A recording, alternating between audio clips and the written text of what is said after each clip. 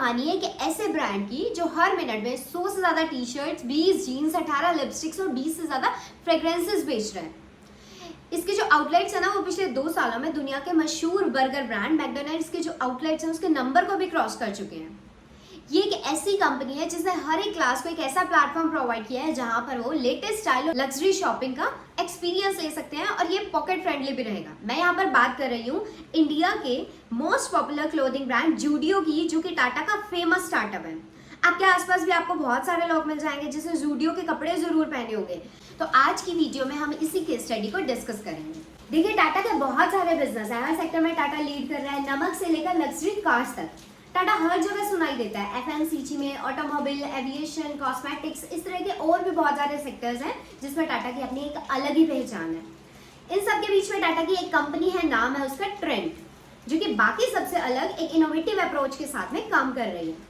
Industry में Tata trend जो है वो न्यू स्टैंडर्ड सेट कर रही है, कस्टमर्स के एक्सपीरियंस को और भी ज्यादा बेटर बना रही है। जूडियो जो है वो टाटा ट्रेंड के अंदर आता है, तो इसलिए जूडियो के बारे में बात करने से पहले थोड़ा सा हम टाटा ट्रेंड के बारे में जान लेते हैं, जिसका मार्केट शेयर भी बहुत तेजी से ग्रो कर रहा है। तो इसकी कहानी की शुरुआत होती है जब हमारा भारत आजाद हुआ था। जब भारत को आजादी मिली थी तब उस टाइम हमारे जो प्रधानमंत्री थे वो थे पंडित जवाहरलाल नेहरू। उनका कहना था कि हम बाहर के ब्रांड पर बहुत ही ज्यादा डिपेंडेंट है, तो ऐसे में अगर हम अपना खुद का ब्रांड बना लेते हैं तो क्या होगा कि जो खर्चा हो रहा है, जो हमारा पैसा बाहर जा रहा है, उसे हम रोक सकते हैं। इसी मुद्दे को सुलझाने के लिए JRD टाटा साहब, जो कि उस टाइम टाटा ग्रुप के चेयरमैन थे, उनसे कॉन्ट्रैक्ट किया गया। फिर टाटा ने एक ब्रांड बनाया जिसका नाम था लैक्मे। लैक्मे 1996 तक टाटा के साथ रहा, लेकिन 1996 में टाटा ने लैक्मे को बेच दिया और उससे जो भी पैसा आया ना, उससे 1998 में टाटा ने ट्रेंड नाम के ब्रांड को बनाया। टाटा ट्रेंड के अंदर ही वेस्टसाइड भी आता है। 2018 में वेस्टसाइड ने टाटा के स्टैंड अलोन रेवेन्यू में 96% और जूडियो ने 2.2% का कंट्रीब्यूशन दिया था।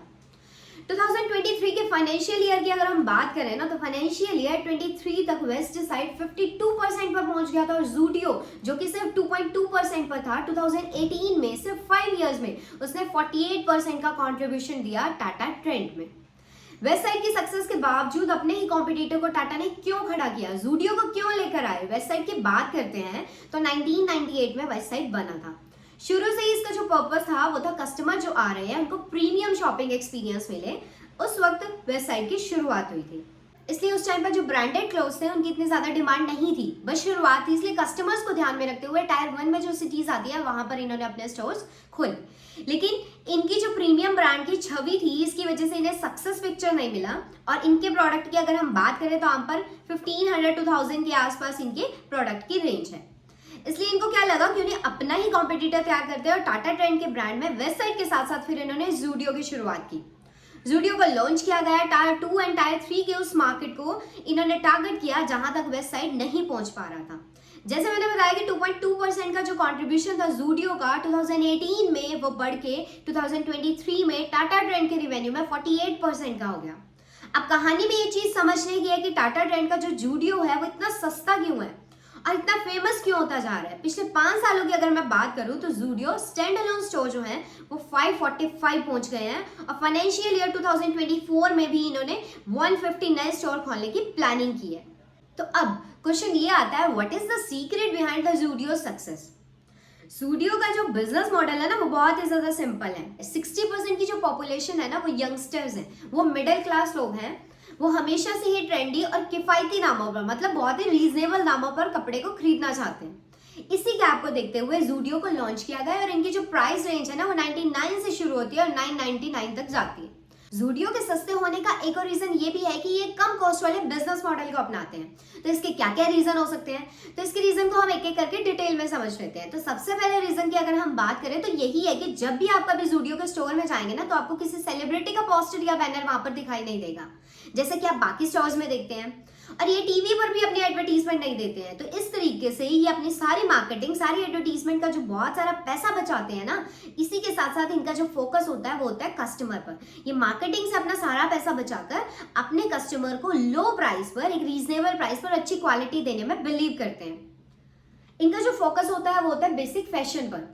जैसे कि होलसेल में बनाया जाता है, इसलिए प्रोडक्शन पर भी बहुत सारा पैसा ये बचा लेते हैं। इससे सस्ते कपड़े ये बना पाते हैं। इंडियन फैशन की अगर हम बात करें ना, तो हमारे जो इंडियन कस्टमर्स है ना, वो बहुत ही ज्यादा इंटरेस्टिंग है। अगर उन्हें ज्यादा पैसा खर्च करना होता है तो वो ज़ारा जैसे ब्रांड को ढूंढते हैं, लेकिन अगर उन्हें ज्यादा पैसा नहीं खर्च करना होता और उनके हिसाब से उन्हें प्राइस रेंज चाहिए, तो उसी के अकॉर्डिंग वो इंडियन ब्रांड को ढूंढते हैं। और यही बात है कि वो ज़ूडियो के लिए सक्सेस का फॉर्मूला बन जाती है। 999 रुपीज से कम कीमत वाली जो भी चीजें हैं और जो फैशन ट्रेंड है उसके साथ में बने रहना और प्राइस रेंज को 999 के आसपास ही रोक कर रखना, ये सबसे बड़ी बात होती है ज़ूडियो के सक्सेस के लिए। ज़ूडियो को भी इस बात का एहसास था कि उनके जो भी कस्टमर हैं वो लेबल की परवाह नहीं करते, उन्हें सिर्फ ऐसे कपड़े चाहिए, उन्हें सिर्फ ऐसी चीजें चाहिए कि जो कि दिखने में भी अच्छी हो और सस्ती भी हो। और इसलिए उन्होंने टारगेट किया कॉलेज के स्टूडेंट्स को और टायर 2 और टायर 3 के उन लोगों को जो कि इस तरह के कपड़े पहनना चाहते हैं जो ट्रेंडी भी हो और जो रीजनेबल प्राइस में भी मिले। इसलिए ज़ूडियो ने अपने कॉम्पिटिटर्स को भी ध्यान में रखा, क्वालिटी को भी ध्यान में रखा और इतना आगे बढ़ता चला गया और इतना आगे निकल चुका है कि बाकी जो ब्रांड्स हैं वो इससे कम्पीट ही नहीं कर पा रहे हैं।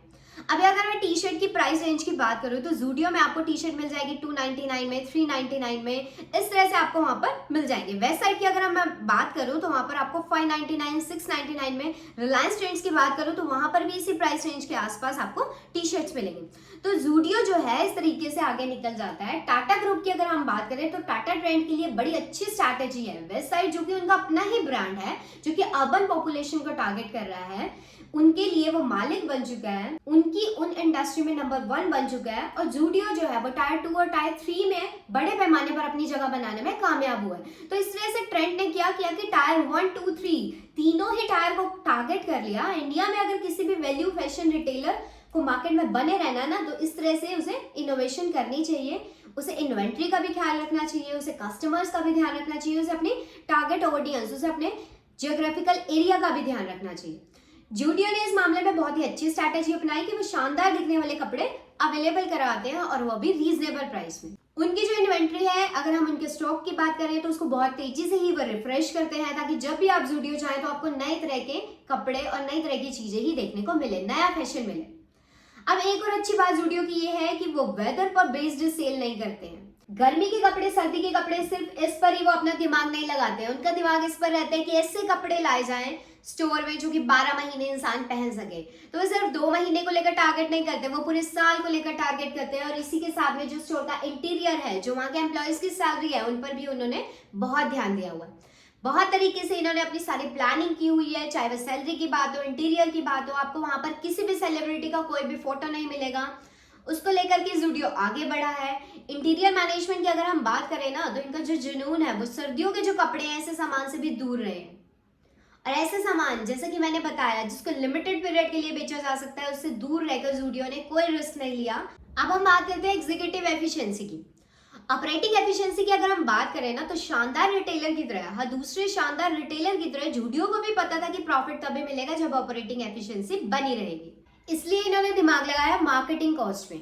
जैसे कि मैंने बताया, इनके पास में किसी भी तरीके का कोई सेलिब्रिटी नहीं है जो कि इनके ब्रांड को रिप्रेजेंट करता हो, तो वहां से ये भारी खर्चा अपना बचा लेते हैं। एडवर्टीजमेंट में ये ज्यादा खर्च नहीं कर रहे, लगभग 0 के बराबर। ज्यादा दिमाग ये लगाते नहीं इन्हीं सभी चीजों में। तो इनका दिमाग सिर्फ इस पर रहता है कि बड़े पैमाने पर, एक बड़े लेवल पर होलसेल में जो है कपड़े कैसे बनाए जाए, उन्हें सस्ते दामों पर कैसे बेचा जाए, जिससे कि वो 999 के आसपास ही उसकी कीमत को रोक सके।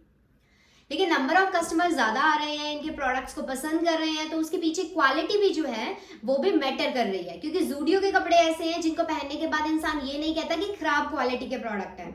उनका मानना है कि क्वालिटी अच्छी होती है और वो भी अपने फ्रेंड्स को रिकमेंड करते हैं, उन्हें भी ये रेफर करते हैं कि वो ज़ूडियो में जाएं और वहाँ के प्रोडक्ट को यूज करें। अब हम बात करते हैं इनकी स्टोर लोकेशन की। इन्होंने हमेशा से ही कोशिश की है कि स्टोर की जो लोकेशन हो ना, वो एक्सपेंशन वाले एरिया में हो, जहां पर भी एरिया डेवलप हो रहा है। जो आउटर एरिया है वहां पर स्टोर खोले जाए, ताकि जो कस्टमर्स हैं उन्हें पता रहे कि हमारी पहुंच में भी ये ब्रांड है।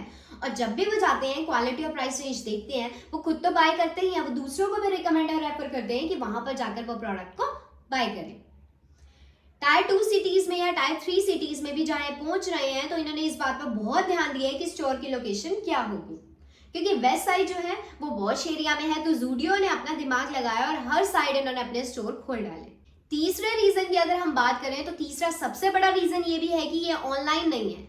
मींस ये ऑफलाइन का ही गेम इतना बड़ा खेल रहे हैं कि इन्हें ऑनलाइन आने की जरूरत ही नहीं है। ई कॉमर्स में इन्होंने एंट्री की ही नहीं, क्योंकि ई कॉमर्स में जाएंगे तो डिलीवरी की कॉस्ट है, ऑलरेडी बहुत सारे प्लेयर्स हैं, तो ऐसे में कम प्रॉफिट में, कम मार्जिन में ये अपने ब्रांड को नहीं रखना चाहते, उसके लिए ऑब्वियसली ये सही नहीं रहता। तो ये ऑफलाइन ही इतना बड़ा गेम खेल रहे हैं जहाँ से ये प्रॉफिट भी बहुत ज़्यादा अर्न कर रहे हैं।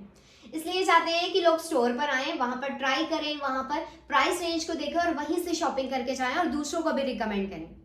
अब हम बात करते हैं कि कितना प्रॉफिट ज़ूडियो ने कमाया है पिछले साल में। तो ज़ूडियो के पिछले साल की अगर हम प्रॉफिट की बात करें फाइनेंशियल ईयर 2023-24 में, तो 1470 करोड़ से भी ज़्यादा का प्रॉफिट ज़ूडियो ने कमाया है सिर्फ 12 महीने में।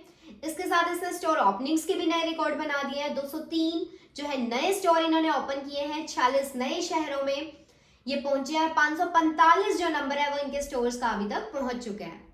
एडवर्टाइजमेंट की बात करें तो एडवर्टाइजमेंट पे जीरो खर्च कर रहे हैं, ई कॉमर्स पर जीरो खर्च कर रहे हैं, प्राइम लोकेशंस पर जीरो, लेकिन तब भी वो करोड़ों का प्रॉफिट कमा रहे हैं। और उसके पीछे का रीजन आई थिंक आपको समझ आ गया होगा। जो मैंने ये 2-3 रीजन दिए हैं, ये इनकी प्रॉफिट के सबसे बड़े रीजन है कि किस तरह से अपने कस्टमर्स को एक अच्छी क्वालिटी का प्रोडक्ट एक कम ही रेंज में प्रोवाइड करके ये अपना भी प्रॉफिट अर्न कर रहे हैं। तो ज़ूडियो के साथ टाटा ने अपनी एक अलग पहचान बनाई है घर घर तक पहुंचने की। आज की मेरी ये वीडियो आपको पसंद आई है तो वीडियो को लाइक और चैनल को सब्सक्राइब जरूर कीजिएगा ताकि आगे आने वाली हर वीडियो का नोटिफिकेशन आपको मिलता रहे। So thank you guys.